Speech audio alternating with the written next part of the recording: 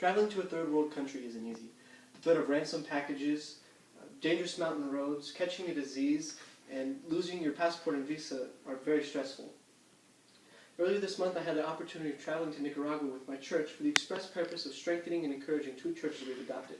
Today, I would like to tell you how we use the EvangeCube, crafts, Bible stories, leadership training, and some sports to help strengthen and encourage the two churches that we met. When our group reached one of our adopted churches, we would break up into three groups. My group was in charge of the children. We would round up a group of children from the village, usually around 75 to 100 of them, and we would sit them down and we would read David and Goliath, right as it is written in 1 Samuel 17.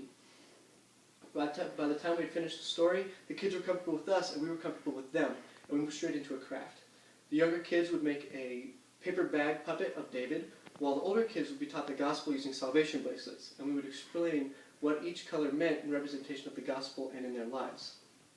Following the crafts, we would all go into a big field and play soccer, usually with all 100 kids playing at once, using indestructible soccer balls that we brought. These balls could be run over by a truck or punctured with a machete, and they would still reinflict themselves every time. While we were interacting with the kids, the second group was interacting with the teens. We knew that they wouldn't be interested in the stories and the crafts that we had, so we usually used an EvangeCube to preach the gospel to them. Using the EvangeCube, which we passed out to 2 or 3 of the kids, every 2 or 3 kids, we could explain the gospel in a very visual and interactive way. Each kid would open and look at each picture, and one of us from the group would explain what each picture meant as they were flipping through it. Once we had finished with the gospel presentation, we then moved them into the field to play soccer or baseball, usually in a much more competitive way that usually did not end with any injuries. While the children and teens were being occupied, the adults were free to talk about matters of the church. The third and final group was made up of 2 of our pastors, who met with the leaders and pastors of the churches in the cities that we were visiting, and even other pastors and leaders who came from surrounding cities to come visit.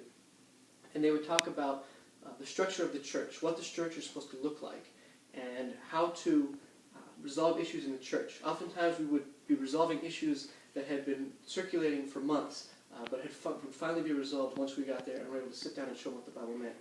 One of the other big issues of the church was the absence of personal Bible reading.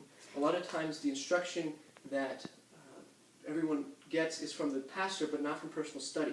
So we brought these cards, which were use a method based on David Helm's one-to-one Bible reading book, which essentially outlined how to read the Bible by yourself or with other people and get the most out of it even when you don't have a strong theological background. Traveling to Nicaragua wasn't easy. We couldn't drink the water, got carsick often, and stank of sweat constantly. However, we were able to impact and show the love of Christ to hundreds of children and teens throughout the week through Bible stories, games, the EvangeCube. Overall, we were able to impact 2 communities and 2 churches that were impoverished with the love of Christ and with the gospel, and that was well worth the trouble.